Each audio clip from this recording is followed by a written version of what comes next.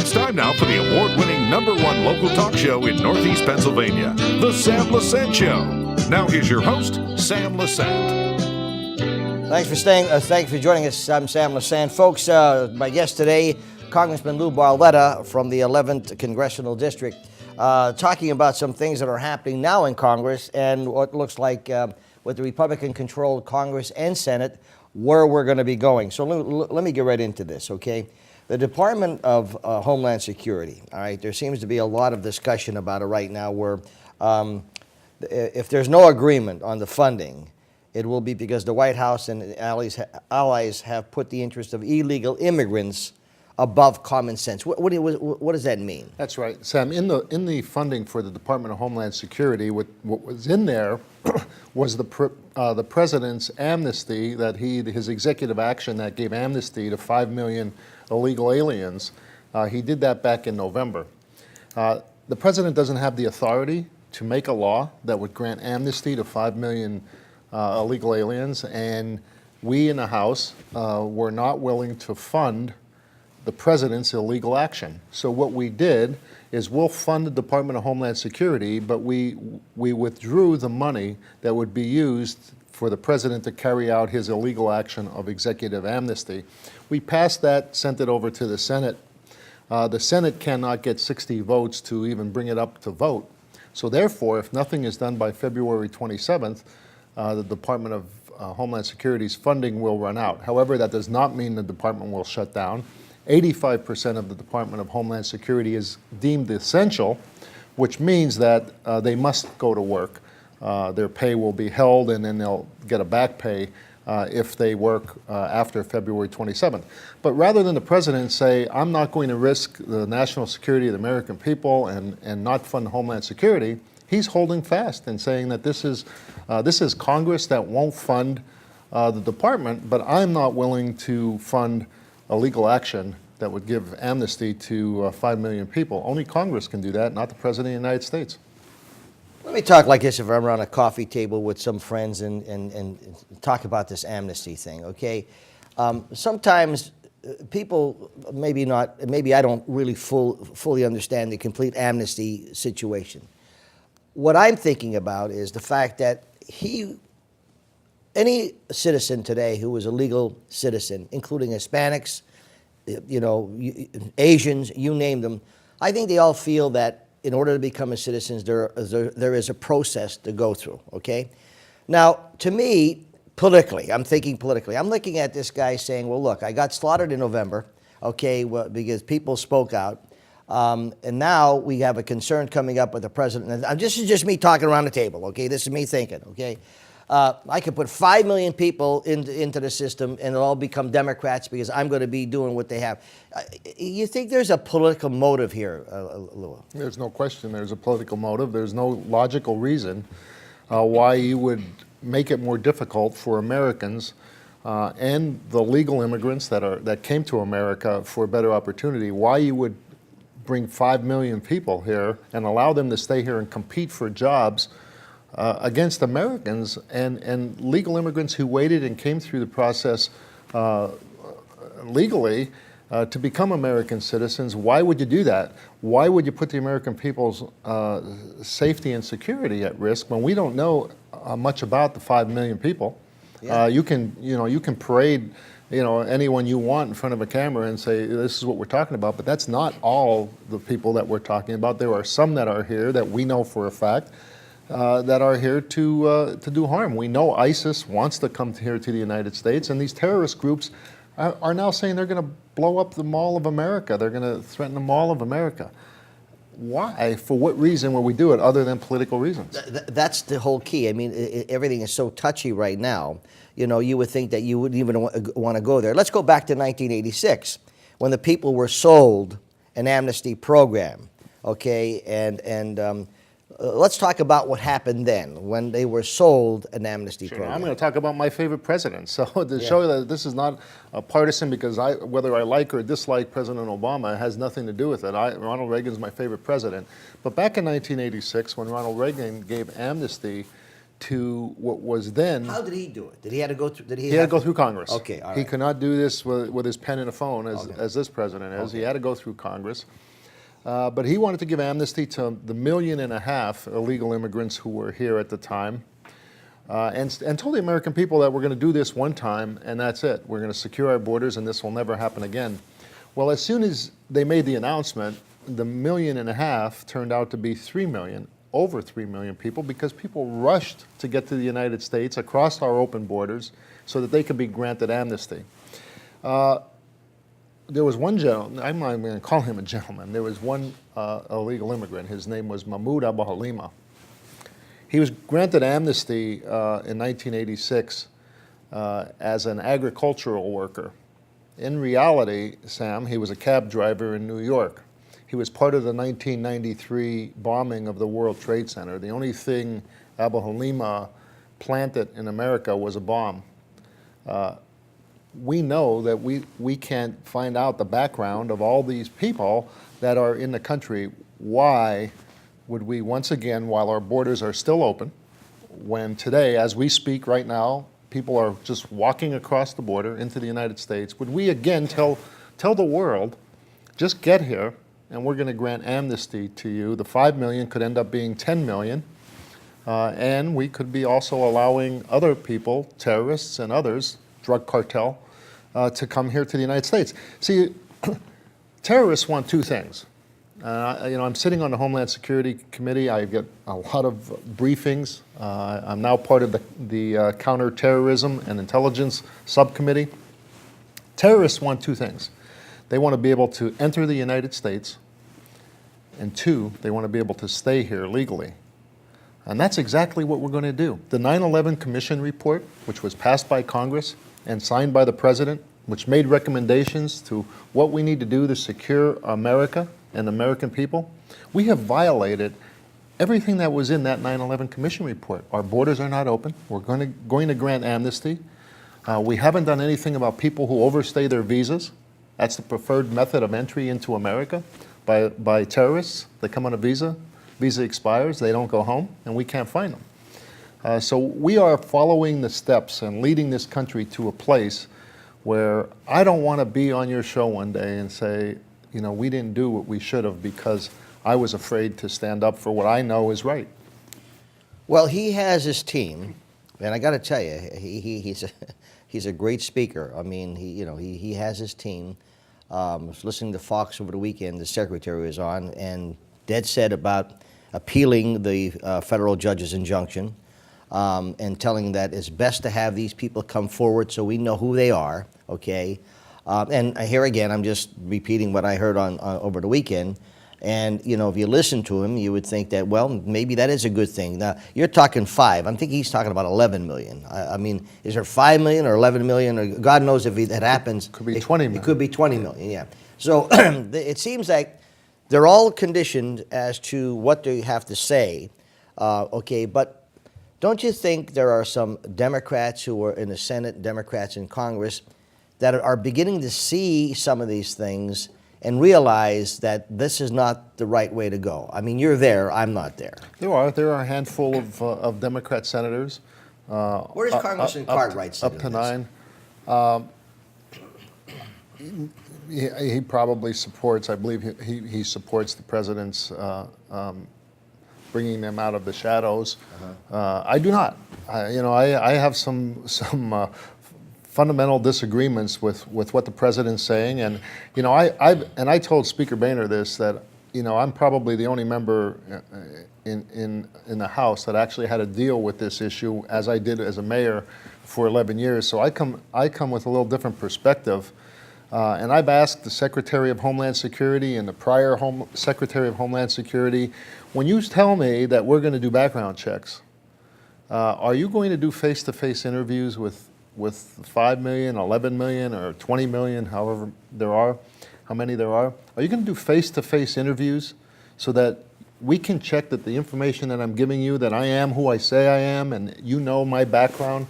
Or am I going to just send paperwork to some bureaucrat in Washington who's going to look at it and then stamp it? The answer is number 2. Absolutely, yeah, absolutely. So when I tell you they're going to do background checks, Sam, Hogwash. It's baloney. It's just to get the American people to say, well, we're going to check and make sure that we're not letting any bad people into the country, when I know for a fact that that's not true, and the American people need to hear the truth. So you sat as mayor in Hazleton, okay, and you witnessed some very, very sad shootings, okay, you know, at the time. Sat with family members, and these people were, at the time, who were involved were illegals. They shouldn't have been here, correct? So with that being said, if you take the city of Hazleton and you multiply that, you know, by thousands of towns and you know, et cetera, for the likes of me, I don't know where logic is. I'm trying to think of, you know, as a debater, we always debated both sides, Lou, you know, and you try to get as much knowledge without being bipartisan, okay? So I don't care whether it was a Democrat Congress or a Republican Congress, which makes me question this, and maybe you can help me here. We have President Obama, who at one time had both houses. He was the president, he had the Senate, he had Congress. 2 years, he was there, had total control. What happened? He didn't need a pen and a phone. He could have passed whatever he wanted. He had he passed Obamacare during that time against the will of the American people and the will of the Republicans in Congress, because he had the votes, he had control of the House and the Senate. He could have passed anything he wanted if it was so important to him. If bringing everyone out of the shadows was so important to him, why didn't he do it then? Why is this president taking an illegal action where a president of the United States is making laws? Think of that in itself, Sam. Forget the issue. Yeah. Think if we begin to allow presidents to become kings and emperors, where they can just make their own laws and thumb their nose at Congress and the checks and balances that keeps this country from being socialist or communists.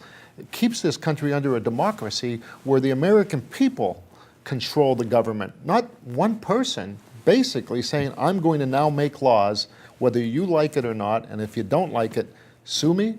And I'm one who co-sponsored the bill to do just that, to sue the President of the United States for his illegal action, because, Sam, I think it's time that we start standing up for the American worker, the American families, what it means to be American. I'm proud to be in this country, and I'm not ashamed to say my first main concern when I go to Washington is the people who sent me there, and the American people, not people who have come into this country illegally, and to say we're going to put you first over the national security of the American people and over the American worker who's struggling. Let's face it, let's be honest.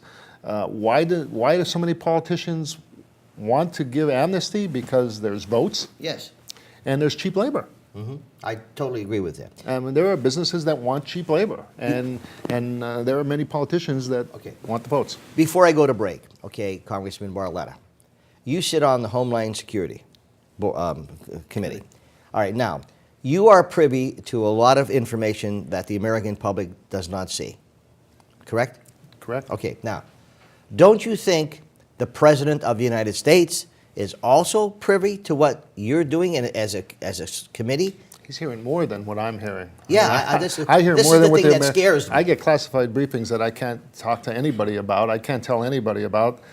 But the president gets even more and knows more than what I know. That's why, Sam, I'm so vocal about what we're doing. That's why I'm going to continue to stand up. I believe the main number one priority of our government is to protect us. We are not doing that right now. When our borders are open, when ISIL has said they're coming here to the United States, when we know there's 150 to 175 Americans who have been trained, Sam, we've never seen a threat of this type, where they're now radicalizing people and getting people to join them over the internet, over social media, over Facebook, over Twitter. And more access than ever. And so it's a dangerous world, and we need to make sure we're protecting ourselves. When I come back, folks, Mayor Giuliani, as you know, said that the president is anti-American. Is that correct? Is that what he said? He was anti-American? He said he doesn't love America. I'm sorry. He said he doesn't love America. Let me straighten that up. Giuliani said the president doesn't love America. When we come back, I want to get this response on that and also continue on as to, well, what do we do? What do we do as citizens? Stay with us. Welcome back to the Sam Lesante Show, folks. 24/7, SSPTV.com. You can watch all of our shows we produce at Samson Productions.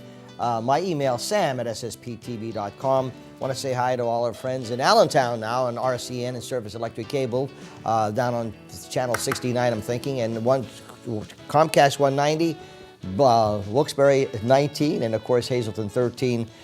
So now hitting a lot of households. My guest today, from the 11th Congressional District, Lou Barletta, no stranger to the show. Hey, Lou, I want to thank you for coming on the show to give us an update. Okay, I'm always welcoming anybody else who has different viewpoints, not the idiots, but the point to have constructive viewpoints. Giuliani said that he thinks that the president was what? He was.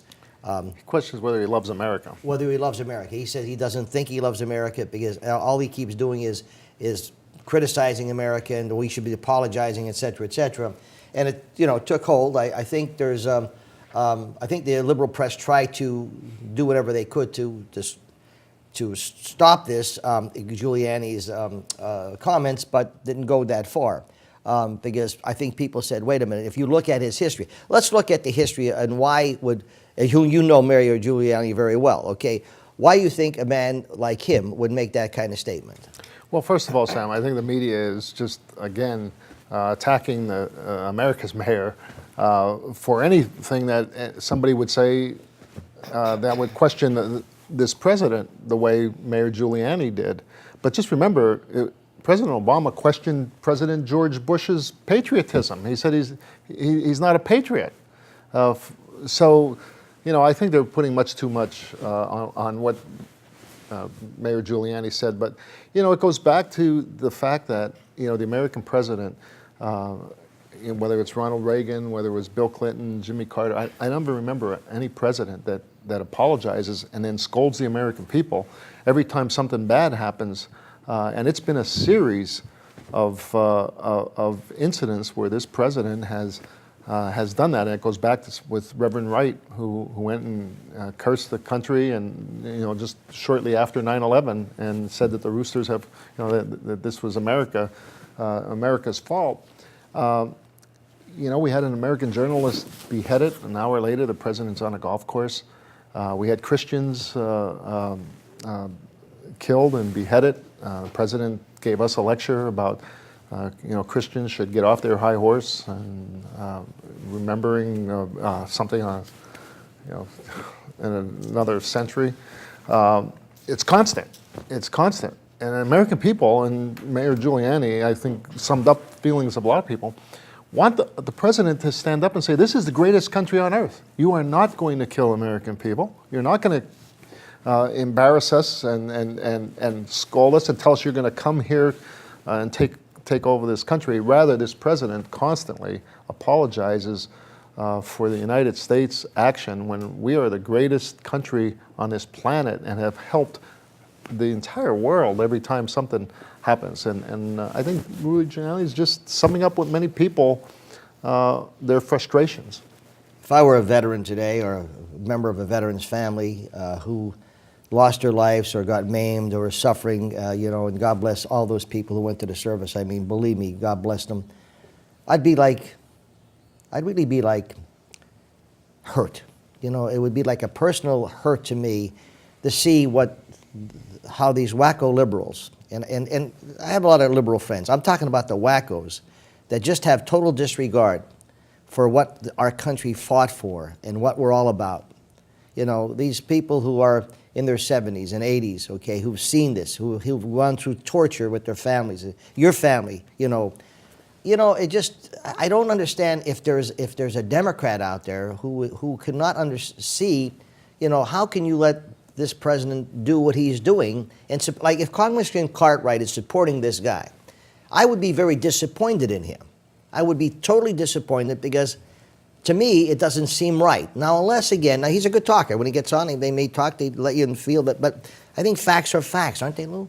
Well, they are. And the problem that I have with this president is that he will not call this enemy what they are. If we're going to defeat it, this is a group of people that believe in a caliphate. They believe that if you don't convert to radical Islam, you must be killed. They're killing Christians. They're killing Muslims who won't convert. They're killing Jews. This president will not call them radical Islamic terrorists. Why? That's what they are. Why? I don't know. I don't know. And I mean, this, so I heard this on Hannity.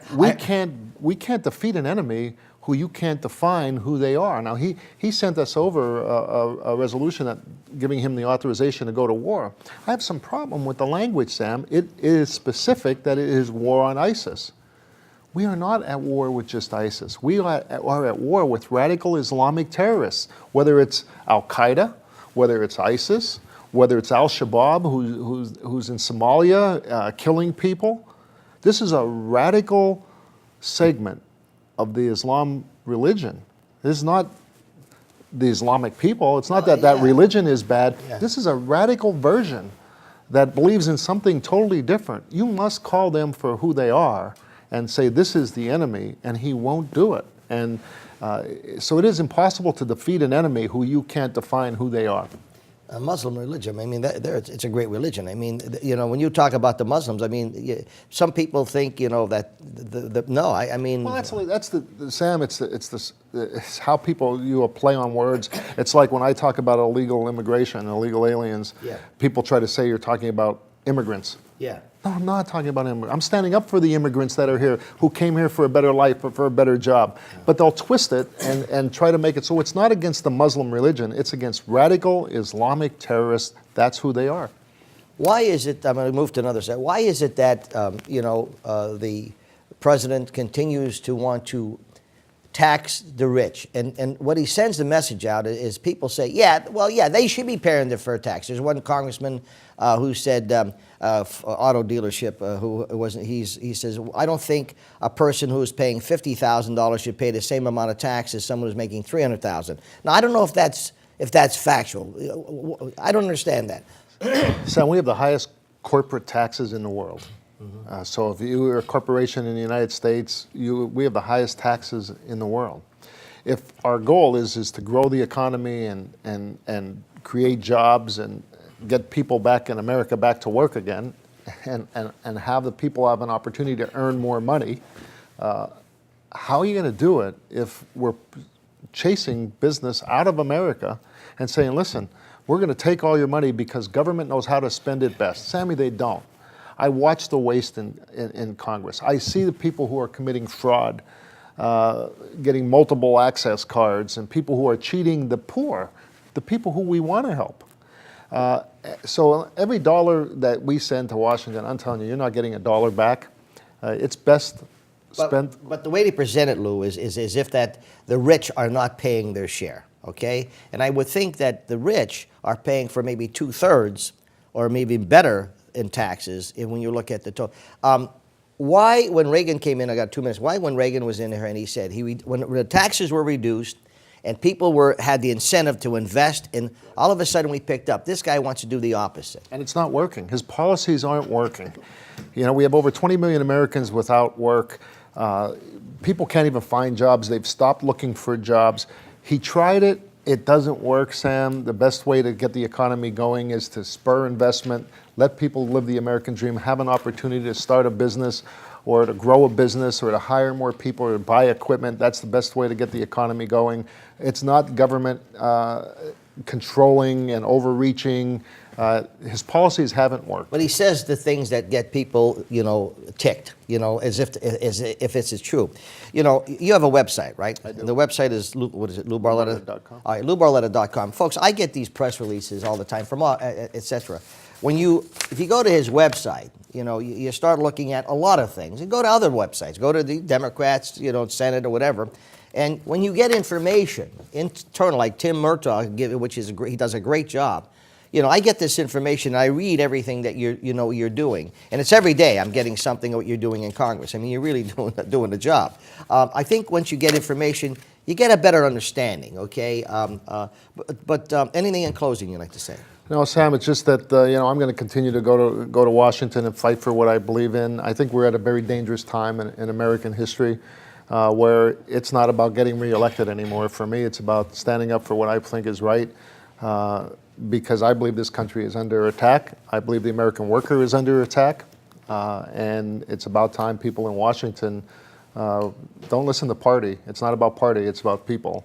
That's what I'm going to do. If the current Congress right now, the next 2 years, do not do what they should be doing, okay, let the president veto what he wants to veto, but let the American people know where he stands, then shame on you guys, okay? I agree. Okay. Folks, my guest, Congressman Lou Barletta, never a stranger to the Sam Lesante Show, nor to our SSP TV news. We want to keep you informed. You have different opinions? Please email me, sam@ssptv.com. We'll see you next time.